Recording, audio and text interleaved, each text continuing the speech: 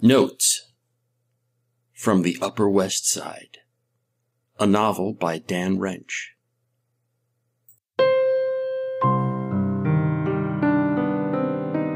Chapter 42, The Egalitarian Card.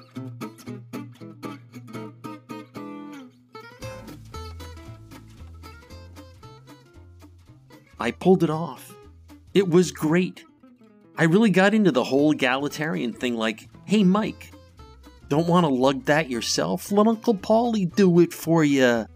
There you go. I was avuncular. That's the word. Like at lunch. The lunch break.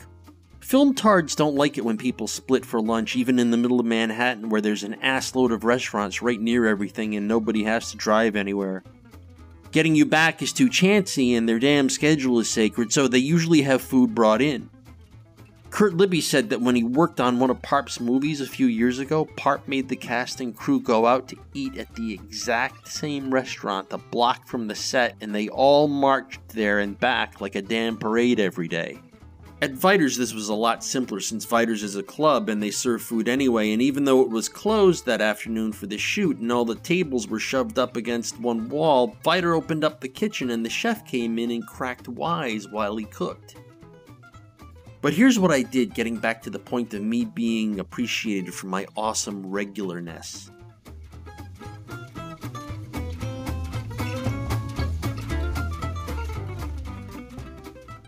Instead of sitting on the floor along the wall with the masters and creators, which I definitely could have done being I'm a producer, and I know all of them from way back, I sat on the floor along the opposite wall with the crew-tards.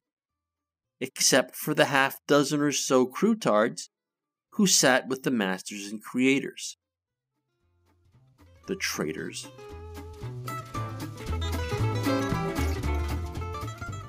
I don't think I've ever been cooler. They talked about the Knicks. I joined in. They told stupid jokes. I guffawed with my mouth open. I laughed with them, not at them. I went out of my way to tell the sniffly chick with zits like tits that I thought she had a really good point. And when it sounded a lot like I was criticizing Parp, I made sure I finished up by saying, you know, he has a point of view too, and hey, he's great, don't you think? What a great guy. I took a mouthful of spaghetti after saying that. Oh yeah, I was eating spaghetti, and I could sense them inching closer to me mentally.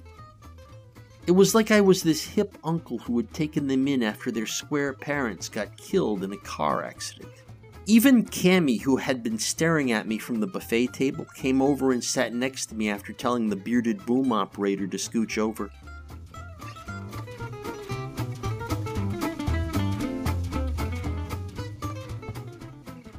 It was right then that I started noticing it was a really great day, and I thought, it better be for the bucks I'm kicking in to be here.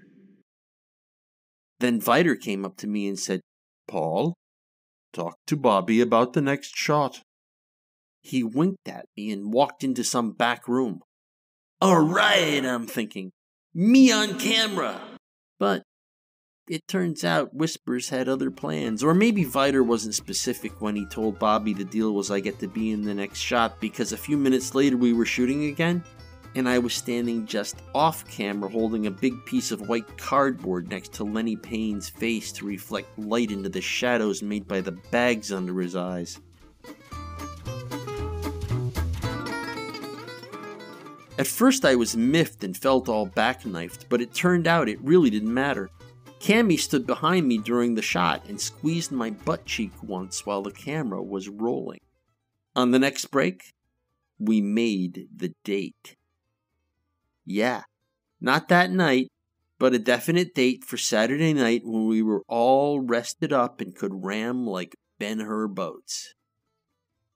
I did not gig cackle, and we all broke for home without Big Crap Cynthia showing up.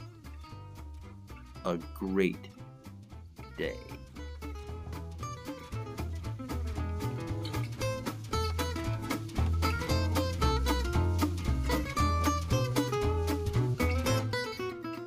Notes from the Upper West Side is a work of fiction.